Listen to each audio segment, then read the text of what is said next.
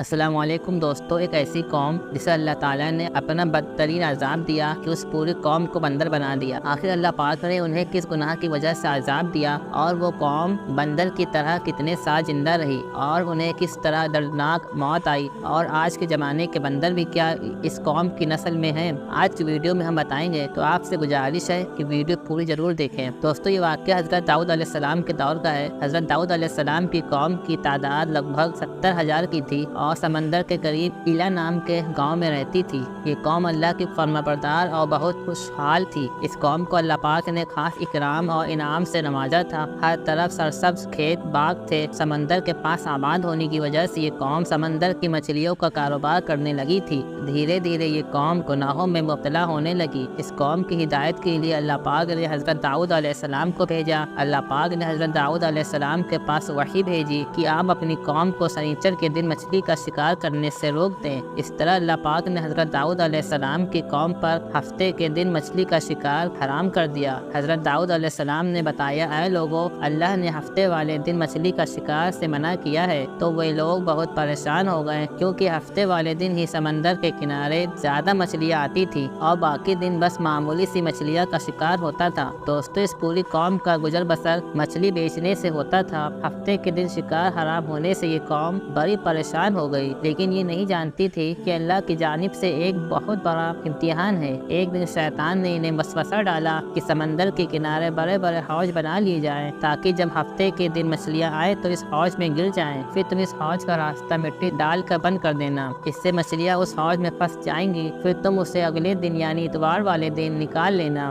اس طرح اللہ کا حکم بھی پورا ہو جائے گا اور تمہارا نقصان بھی نہیں ہوگا۔ بہت سے لوگوں کو شیطان کا یہ مشورہ بڑا پسند آیا اور وہ اس پر عمل کرنے لگے اور سمندر کے کنارے نالی بنا کر بڑے بڑے حوض بنا لیے، شکار کرنے لگے۔ لیکن اس قوم کے ان لوگوں کو یہ سمجھ نہیں آیا کہ جب مچھلیاں سمندر سے حوض میں قید ہو گئیں تو شکار تو ہو گیا، گویا ہفتے کے دن ہی شکار ہوا جو اللہ تعالیٰ نے حرام کیا تھا۔ اس سمے یہ یہودی 3 حصوں میں ہو گئے۔ ایک وہ تھے جو اس کام کو خود بھی نہیں کرتے اور دوسروں کو بھی منع کرتے اور انہیں سمجھاتے کہ جو تم لوگ کر رہے ہو وہ غلط ہے، اس کام کے لیے اللہ نے ہمیں منع کیا ہے۔ دوسرے وہ لوگ تھے جو خود یہ کام نہیں کرتے تھے لیکن دوسروں کو منع بھی نہیں کرتے تھے، اور تیسرے وہ لوگ تھے جو سرکش اور بدبخت تھے، جنہوں نے اللہ کے حکم کے خلاف ورزی کی اور شیطان کے راستے پر چلنے لگے۔ دوستو، یہ لوگ اللہ کے حکم کی خلاف ورزی کرتے اور سنیچر کے دن کھل کر مچھلیوں کا شکار کرتے۔ حضرت داؤد علیہ السلام کی قوم میں لگ بھگ 12,000 لوگ ایسے تھے جو کھلم کھلا اللہ کے پیغام کا انکار کر رہے تھے۔ حضرت داؤد علیہ السلام نے ان 12,000 لوگوں کو اللہ کے عذاب سے ڈرایا اور ہفتے کے دن شکار کرنے سے منع کیا، پر وہ لوگ نہیں مانے اور شکار کرتے رہے۔ چنانچہ جو لوگ ہفتے کے دن کو شکار نہیں کرتے تھے، انہوں نے اپنے یہاں ان 12,000 نافرمان لوگوں کے درمیان ایک دیوار کھڑی کر دی۔ اس طرح دیوار کے ایک اور شکار نہ کرنے والے لوگ تھے تو وہیں دوسری طرف 12,000 نافرمان لوگ تھے جو اللہ کے حکم کی نافرمانی کر رہے تھے۔ حضرت داؤد علیہ السلام نے انہیں بہت سمجھایا پر وہ نہ مانے۔ پھر ایک دن غضبناک ہو کر حضرت داؤد علیہ السلام نے ان کے لیے بد دعا کر دی۔ اس کا نتیجہ یہ ہوا کہ ایک دن ان نافرمان لوگوں میں سے کوئی بھی اپنے گھر سے نہ نکلا۔ اس چیز سے حیران ہو کر کچھ لوگ اس دیوار کے اوپر چڑھ گئے کہ کیا ہوا،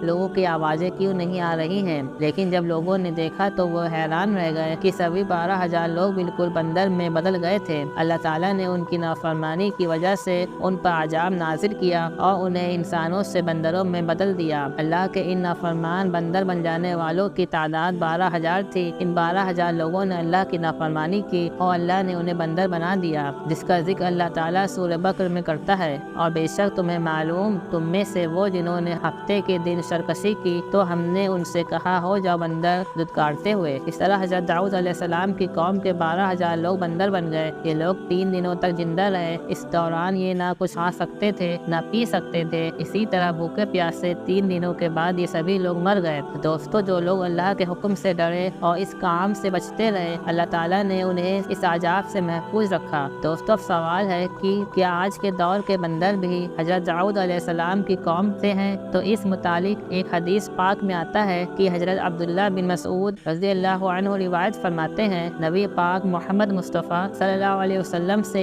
کسی نے سوال کیا کہ کیا آج کے بندر حضرت داؤد علیہ السلام کی قوم سے ہیں؟ تو رسول اللہ صلی اللہ علیہ وسلم نے فرمایا کہ جب اللہ تعالیٰ کسی قوم کا عذاب بھیجتا ہے تو وہ عذاب صرف انہی پر ہوتا ہے جن پر عذاب نازل ہوا تھا، اور پھر اللہ تعالیٰ انہیں ہلاک کر دیتا ہے، پھر آگے ان کی نسلیں نہیں بڑھتی۔ تو اس سے یہ صاف ہوتا ہے کہ آج کے بندر حضرت داؤد علیہ السلام کی قوم سے نہیں ہیں، بلکہ انہیں تو اللہ تعالیٰ نے 3 دن بعد ہی ہلاک کر دیا تھا۔